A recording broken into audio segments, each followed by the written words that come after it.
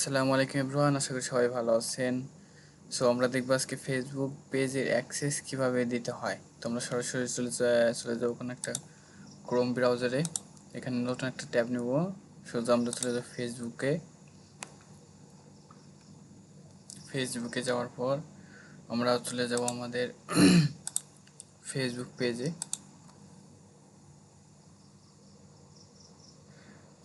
পেজে চলে আসলাম। এইখান থেকে আমরা চলে যাবো সেটিংস অপশনে। আপনারাও সেটিংস অপশনে চলে আসবেন। এখান থেকে আমরা চলে যাব পেজ সেটআপ। এই যে পেজ সেটআপ নামে এই অপশনে চলে যাব এই যে পেজ অ্যাক্সেস এইখান থেকে দেয়া যায়। তো আমরা দেখব people with Facebook access add click করব। That's it. নেক্সট ক্লিক করব। সো আপনারা যার নামে ফেসবুক অ্যাক্সেস দিতে যাচ্ছেন তার নাম এখানে টাইপ করবেন, ফেসবুক আইডি টাইপ করবেন। আমি একটা নাম টাইপ করছি, RAKIB। ধরেন এই নামে আমি একজনকে ফেসবুক অ্যাক্সেস দিতে যাচ্ছি।